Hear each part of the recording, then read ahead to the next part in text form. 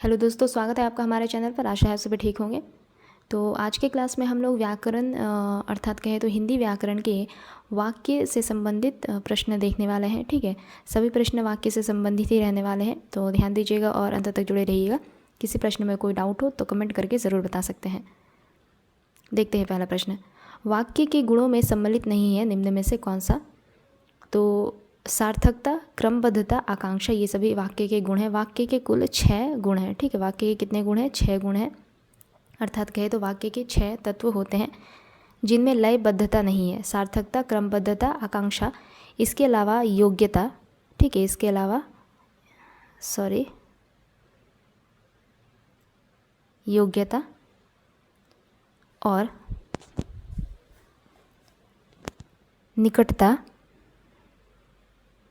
निकटता, इसके अलावा अन्वय। ठीक है, ये वाक्य के 6 गुण हैं, या फिर कहे तो 6 तत्व है। सार्थकता, क्रमबद्धता, आकांक्षा, योग्यता, निकटता या आसक्ति। ठीक है, निकटता या आसक्ति, इसके अलावा अन्वय। आगे देखेंगे। नाव में नदी है, इस वाक्य में वाक्य के किस गुण का अभाव है? वाक्य के अभी 6 गुण बताए मैंने अभी आपको। ठीक है, तो उसमें से इस वाक्य में कौन से गुण का अभाव है? तो इसमें क्रमबद्धता का अभाव है। इसमें क्रमबद्धता का अभाव है, अर्थात जब शब्दों को भाषा के अनुरूप प्रयोग नहीं किया जाता है, अर्थात शब्दों को उनके क्रम के अनुसार प्रयोग नहीं किया जाता है, तो क्या होता है? अर्थ का अनर्थ हो जाता है। इस प्रकार देखिए, यहाँ पे सभी शब्द सही है, अर्थात सभी शब्द सार्थक है, परंतु इनका प्रयोग क्रमानुसार नहीं किया गया है वाक्य में। नाव में नदी है, ये इस प्रकार वाक्य का या फिर इस प्रकार शब्द का इसमें प्रयोग किया गया है कि इसमें अर्थ का अनर्थ हो चुका है। नाव में नदी किस प्रकार हो सकती है? इसका अगर हम इसे शुद्ध करें तो हो जाएगा नदी में नाव है, नदी में नाव है। ठीक है, तो इस प्रकार इस वाक्य में क्रमबद्धता का अभाव रहा। आगे देखेंगे। वाक्य गुण आसक्ति का अर्थ क्या है? अभी बताया मैंने, आसक्ति का दूसरा नाम क्या हो जाएगा? तो निकटता। ठीक है, वाक्य गुण आसक्ति का अर्थ होता है निकटता या फिर कहे तो समीपता। निकटता या फिर समीपता, निकटता या फिर समीपता। ठीक है, यहाँ भी लिखा ही हुआ है। आगे देखेंगे। वाक्यों का वर्गीकरण कितने आधारों पर किया जाता है? तो 2 आधारों पर वाक्यों का वर्गीकरण किया जाता है। एक तो हो जाता है रचना या फिर संरचना के आधार पर। ठीक है, रचना या संरचना के आधार पर। दूसरा हो जाता है अर्थ के आधार पर। रचना या संरचना के आधार पर वाक्य के 3 भेद किए गए हैं, जबकि अर्थ के आधार पर वाक्य के 8 भेद किए जाते हैं। आगे देखेंगे। वे वाक्य सरल वाक्य कहलाते हैं जिनमें एक ही उद्देश्य और एक ही विधेय होता है। ठीक है, एक ही उद्देश्य और एक ही विधेय होता है। उद्देश्य यानी कि वाक्य में जिसके बारे में कुछ कहा जा रहा है, और विधेय यानी जिसके बारे में जो कहा जा रहा है। जैसे कि मान लीजिए हम कह रहे हैं कि राम खाना खा रहा है, तो राम के बारे में यहाँ पे बात की जा रही है, तो राम हो जाएगा उद्देश्य। ठीक है, राम के बारे में बात की जा रही है तो राम हो जाएगा उद्देश्य। और उसके बारे में क्या बात की जा रही है, जैसे राम खाना खा रहा है, तो जो खाना खा रहा है ये जो पद है ये आपका हो जाएगा विधेय।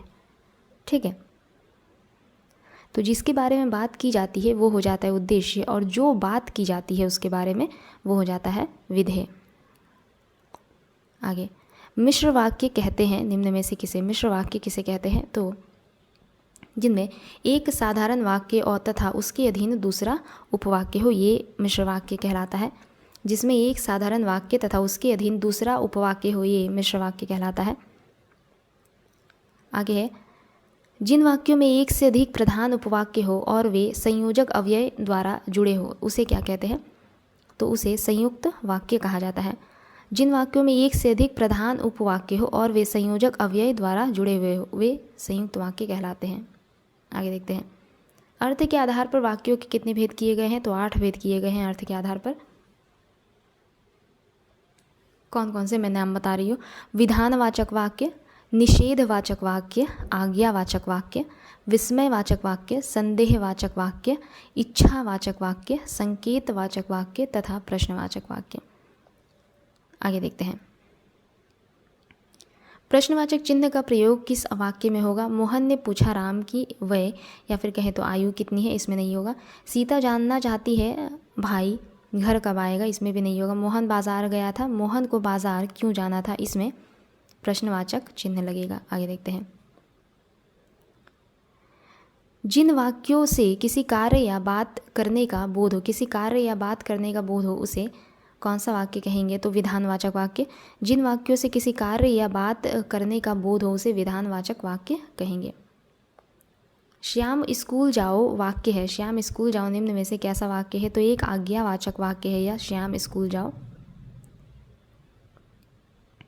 राम ने कहा गाड़ी पलट गई कैसा वाक्य है? राम ने कहा गाड़ी पलट गई एक मिश्र वाक्य है। राम ने कहा गाड़ी पलट गई एक मिश्र वाक्य है। आगे देखते हैं। आहा कितना सुंदर दृश्य है वाक्य किस प्रकार का है? आहा कितना सुंदर दृश्य है यह वाक्य विस्मयवाचक वाक्य है। आहा कितना सुंदर दृश्य है यह विस्मयवाचक वाक्य है।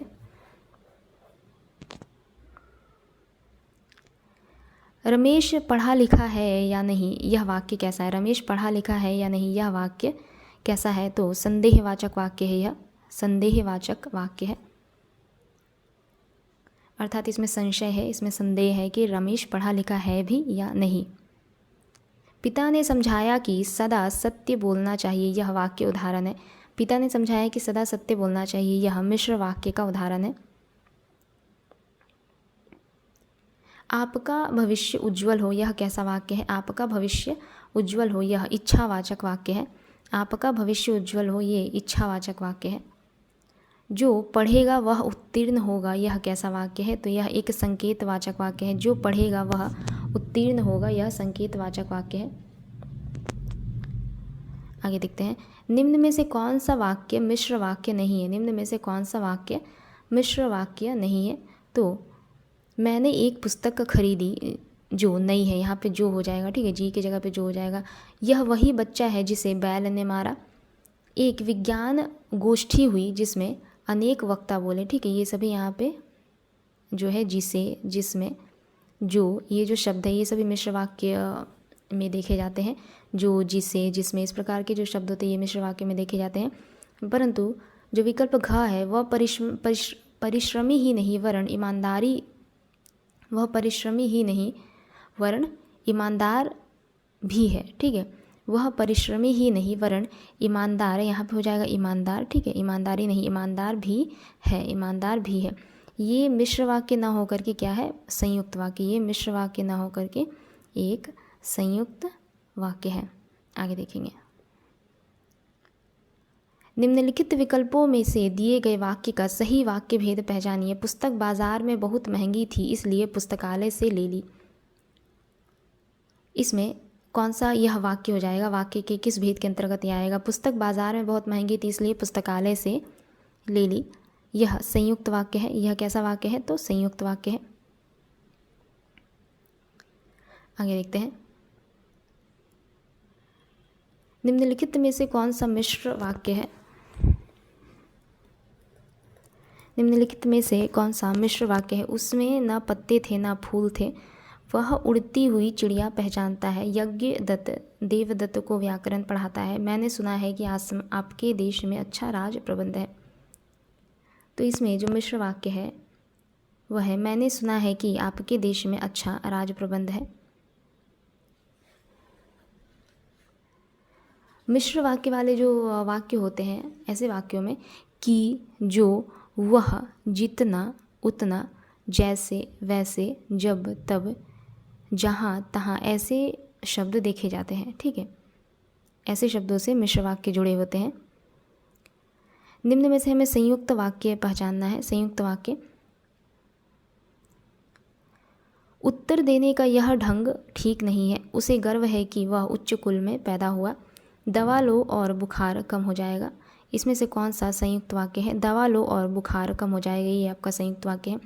संयुक्त वाक्य किन वाक्यों से, किन शब्दों से जुड़े होते हैं? तो और, एवं, तथा, या, अथवा, इसलिए, फिर भी, किंतु, परंतु, लेकिन, पर, नहीं तो इत्यादि शब्दों से मिश्र वाक्य संयुक्त वाक्य जुड़े होते हैं, ठीक है। आगे देखेंगे। इनमें से विधानवाचक वाक्य कौन सा है? इनमें से विधानवाचक वाक्य कौन सा है? यह एक अनुकरणीय उदाहरण नहीं है। इस बात से किसी को इनकार नहीं है। मुझे वोट कौन नहीं देगा? यह बात सभी को स्वीकार्य है। यह बात सभी को स्वीकार्य है, ये विधानवाचक वाक्य है। ये क्या है? एक विधानवाचक वाक्य है। विधानवाचक वाक्य के बारे में पहले ही बताया था कि जिन वाक्यों से किसी कार्य या बात करने का बोध हो, जिन वाक्यों से किसी कार्य या बात करने का बोध हो उसे विधानवाचक वाक्य कहा जाता है। शायद में भी वाक्य है। ये शायद जो शब्द होते हैं, ये शायद शब्द वाले जो वाक्य होंगे, ये निम्न में से किस भेद के अंतर्गत आ जाएंगे? तो संदेहवाचक। संदेहवाचक, शायद शब्द से संदेह का पता चलता है भी या नहीं, तो ये संदेहवाचक वाक्य के अंतर्गत आ जाएगा। वाक्य के घटक या अंग होते हैं, वाक्य के घटक या अंग होते हैं उद्देश्य और विधेय। वाक्य के दो अंग हैं, या फिर कहे तो दो घटक है, उद्देश्य और विधेय। उद्देश्य विधेय के बारे में मैंने पहले ही बताया है।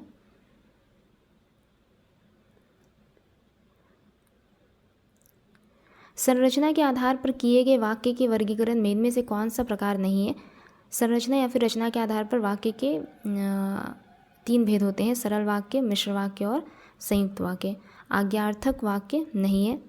संरचना के आधार पर किए गए वाक्य के वर्गीकरण या फिर वाक्य के भेद में आज्ञार्थक वाक्य नहीं है।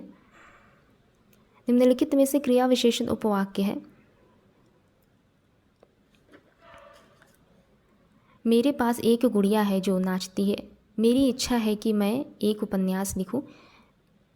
जब बारिश हो रही थी तब मैं घर पर था। ये सभी आपके क्या हो जाएंगे? मिश्र वाक्य। कविता ने, एक मिनट, ये चौथा भी पढ़ लेते हैं। कविता ने कहा कि सुनीता ने शादी कर ली है। कविता ने कहा कि सुनीता ने शादी कर ली है। तो यहाँ पर विकल्प घ, ख और क ये सभी हो जाएंगे मिश्र वाक्य, परंतु ग हो जाएगा क्रिया विशेषण उपवाक्य। क्रिया विशेषण उपवाक्य। जब बारिश हो रही थी तब मैं घर पर था, ये है क्रिया विशेषण उपवाक्य।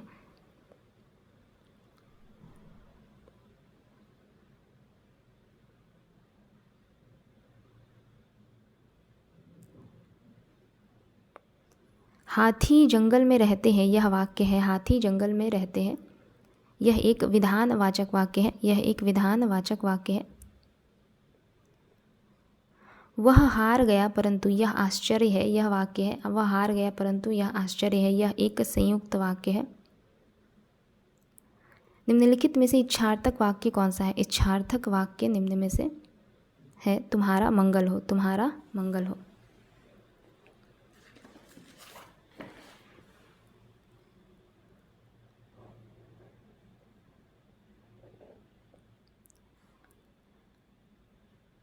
मैं आपसे सहमत नहीं हूँ, यह वाक्य कैसा है? मैं आपसे सहमत नहीं हूँ, यह वाक्य है निषेधवाचक वाक्य। यह वाक्य है निषेधवाचक वाक्य।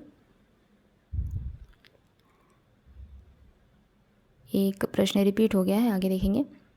वाक्य और उसके भेद से संबंधित कौन सा जोड़ा गलत है? निम्न में से बच्चे नाश्ता करके विद्यालय गए, सरल वाक्य। जो प्रथम आएगा वह पुरस्कार पाएगा, मिश्र वाक्य। नेता ने भाषण दिया और चला गया, संयुक्त वाक्य। लक्ष्मी गई और सोफिया आ गई, यह सरल वाक्य ना होकर के संयुक्त वाक्य है। आगे देखेंगे। आपके अवकाश का क्या हुआ, यह कैसा वाक्य है? आपके अवकाश का क्या हुआ, यह एक प्रश्नवाचक वाक्य है। राकेश आया होगा, कैसा वाक्य है? राकेश आया होगा, यह एक संदेहवाचक वाक्य है। जो गरीबों की सहायता करते हैं वे धर्मात्मा होते हैं, ये कैसा वाक्य है? तो यह एक मिश्र वाक्य है। ठीक है, तो आज का हमारा अंतिम प्रश्न रहा। अगली क्लास में जल्दी मिलेंगे। तब तक के लिए अगर आप लोगों को हमारी क्लास अच्छी लगे तो लाइक, शेयर और सब्सक्राइब ज़रूर कर सकते हैं। धन्यवाद।